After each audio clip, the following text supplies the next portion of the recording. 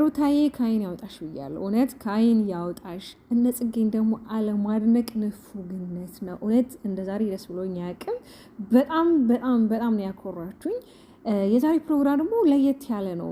ድባቡ፣ ቄጤማው፣ ፈንድሻው በቃ እንዳለ ዲኮር ኤቭሪቲንግ በጣም በጣም ለየት ያለ ሰርፕራይዝ ነው ያደረጓት። በፕሮግራም ላይ እንግዲህ እነ ፈረንጁም እነ ቢኒም ነበሩ። እንግዲህ እንደምታውቁት እስከዚህ ሰዓት ድረስ ከእሷ ጋር አብሮ የሆኑና ሀሳባቸውን ሳይቀይሩ የነበሩ ልጆች ናቸው። እውነት እውነት እውነት እውነት ደስታችሁ ደስታችን ነው። እኔ በጣም ደስ ብሎኛል። ተወዳጆች ተመልሼ ስመጣ እንግዲህ ሰብስክራይብ እያደረጋችሁ አይደል? ሰብስክራይብ እያደረጋችሁ እንዲሁም ላይክ አድርጉ፣ ቪዲዮን ላይክ አድርጉ። ምንም የሚጎዳችሁ ነገር የለም። በተለይ ደግሞ የአብርሽ እህቶችን አለማድነቅን በጣም ንፉግነት ነው። የነሱም እጅ አለበት። እንግዲህ እነ ቤዚ እነ ጽጉ የአረጉት ፕሮግራም በጣም በአይነቱ ለየት ያለና በዓልን የመሰለ የበዓል ድባብ ያለው በቃ እሷ ወደ ቤቷ ስትገባ እንዳይደብራት ቤቷን እንደ ቤታቸው አድርገው ፏ ድምቅ አድርገው የጠበቋት። ይሄ ደግሞ ሁላችን የምንፈልገው ነገር ነው። አብርሽ እንግዲህ እዚህ ፕሮግራም ላይ አለመገኘቱ ትላንትናም እየተናገረ ነበር። ይሄ ደግሞ ለምን አብርሽ አልተገኘም ብላችሁ አንዳንድ ሀሳብ ሰጥቶች ትችላላችሁ። ግን ትላንትና ራሱ አብራም ከዚህኛው ፕሮግራም ከቤቱ ሰርፕራይዝ በኋላ ወደ ቤት ፕሮግራም ተዘጋጅቶ ይጠብቀሻል። ግን እኔ ውድ የኔ ቆንጆ የልጄ እናት የልዑሌ እናት እኔ ግን አልገኝም ብሎ አስቀድሞ ነግሯታል። በእውነት በጣም በጣም በጣም ደስ እንዳላትም ታስታውቃለች። ስለዚህ ይሄ ትዳር ነው እንዴ ሊበተን? ይሄ ትዳር ነው እንዴ ወደማይሆን ወደ እሳት ውስጥ እየገባ የነበረው?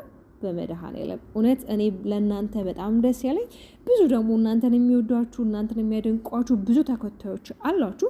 እነሱ ደግሞ ከእናንተ ጎን ናችሁ። አዎ ቅድም ላይም ቪዲዮ ሰርች ይላችኋለሁ። ሄርሜላው ላይ የምትመጣበት ወቅት አይደለም፣ ግን አብሮ ትላንትላ ፖስቷል፣ ዛሬም ፖስት አድርገዋል።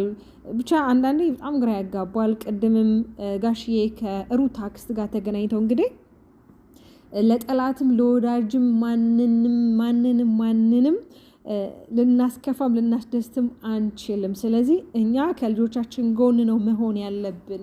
ልጆቻችንን ተቆጥተ ልጆቻችንን እንዲህ ነው ብለን እኛ መስመር እናስይዛቸዋል። ስለዚህ ማደስ ይበለው ብለን ነው እና በጣም ደስ ያላቸው።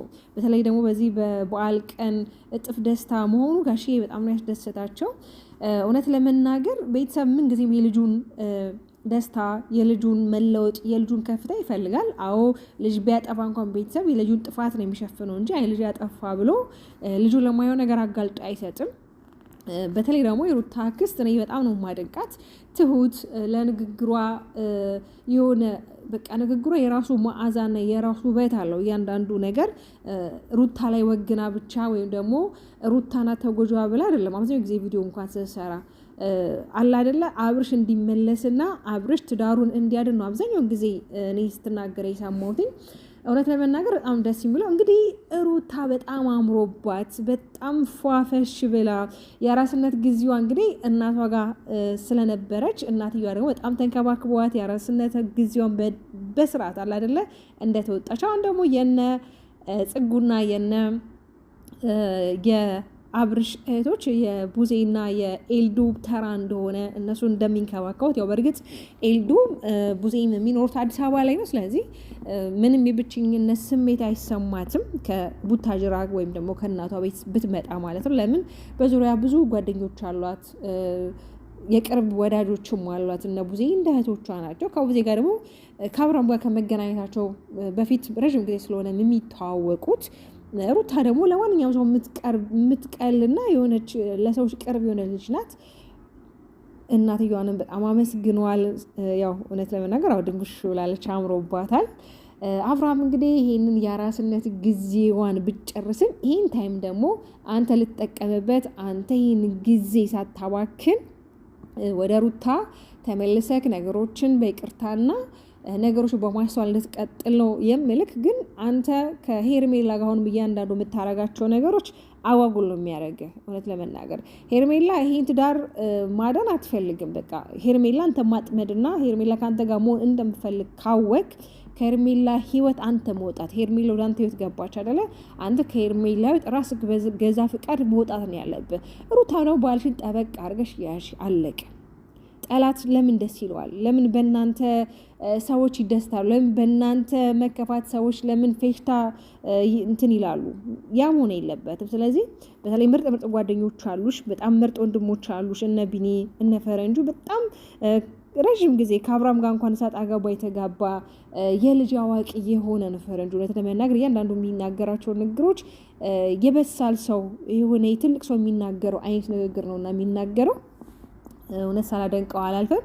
ቢኒም በተሻለው መጠን ካንቺ ጋር የነበረ ልጅ ነው። ያው ካንቺ ጋር የነበሩት አብዛኞቹ አሁን ላይ ለሄርሜላ ወግነውና ከሄርሜላ ጋር አብሮ እንዲሆን እያደረጉ ነው። በእርግጥ ትዳር ላይ መጣላት መጋጨት ያለ ነገር ነው ኦፍኮርስ። ግን ደግሞ ያንን ትዳር ለማዳን ያንን ትዳር ህይወት ለመዝራት መጣር አለ አይደለ? የሚገባውን ስራ እዛ ላይ መስራት ነው። ስለዚህ ይሄ ትዳር ማለት ደግሞ ትልቅ ተቋም ነው፣ ትልቅ ኃይል ነው፣ ትልቅ በረከት ነው ትዳር ማለት። ትዳር ደግሞ የሆነ እንዴት ነው አንድ ሰው ላይ ብቻ ሳይሆን ሁለቱም ወገን ላይ አንተ እንዲህ ብታረግ እኔ እንዲህ ባረግ ተብሎ 50-50 የሚደረግ ነገር ነው እንጂ ወይ አንድ ወገን ላይ ብቻ የሚሆን አይደለም። ከዚህ በፊትም እንግዲህ ነጋሽዬም የሩታም እናትም በትዳር ዙሪያ ብዙ ነገር ብሏል። ከነሱ ከትልልቆች እየተማራችሁ ላይፋችሁ ልትቀጥሉ የምንለው ሄርሜላም እንግዲህ ከሰው ህይወት ብትወጪ በራስሽ በገዛ ፍቃድሽ መልካም ነው አውቃለሁ። ምናልባት አንቺ እያረግሽ ያለሽው ነገር ወይ ለመፈመስ ወይ ደግሞ ለመታወቅ ከሆነ ነገር ላይ የሚቆጭሽ ነገር ባታረጊ መልካም ነው። ሶሻል ሚዲያ እውነት በጣም አስቸጋሪ ነው። እኔ አስታውሳለሁ ባለፈው ጃኒ በፊት ከጆርዳኒ ጋር በነበራት አለ አይደለ በስራ ሙዩም በተለያዩ ጉዳዮችን በፍቅር ሙዩን የነበራት ነገሮች ሶሻል ሚዲያ ላይ ከየት ወጡ ሳይባል እየወጡ በጣም ያሁኑን ነገሯን እያበላሸባት እየተቆጨች እያለቀሰች ቪዲዮ ትሰራ ነበር። ለምን አሁን ላይ ከአዶናይ ጋር ባላት ነገር የድሮን ቪዲዮ እየፖስቱባት የተለያየ ነገሮች እሷ ላይ ጫና እየፈጠሩባት እሷ እስከ ማልቀስ የደረሰች ደረጃ አለ። ስለዚህ አንዳንዴ ከሚዲያዎች መቆጠብ የምናደርጋቸው ነገሮች ይሄ አሁን ላይ እኛ ስለታወቅን እኛ የሆነ አለ አይደለ ከኛ ውጭ ሌላ ሰው የሌለ በቃኛ ማድረግ የምንችል ምናምን ይመስላል ነው። እንደዛ አይደለም። እና ሄርሚዬ የኔ ቆንጆ መቼም አታዳምጪኝም፣ ግን ደግሞ በዚህ ቻናል በመለቃቸው ቪዲዮዎች መቼም የምትሰሙኝ እህቶቼ በቃ ሴት ልጅ ክብሯን ስጠብቅ የራሷን የሆነ አላማ የራሷን የሆነ በቃ በራሷ ስትከበር በቃ አይደል ይሄ የሆነ ሬድ ላይ የሚባለው ነገር ላይ ራስ ቀይ መስመር ማስመር ግድ ነው። ሩታ ራሷን አስከብራ ነው ዛሬ ላይ ተከብራ ዛሬ ላይ ንግስት ሆና ዛሬ ላይ ሰርፕራይዝ ተደርጋ ወደ ቤቷ በሰላም የገባችሁ። ለማንኛውም እንኳን ደስ ያላችሁ ማለት ተወዳለ ሩታ ወዳጆች። ሰብስክራይብ እያደረጋችሁ ቤተሰቡ ነው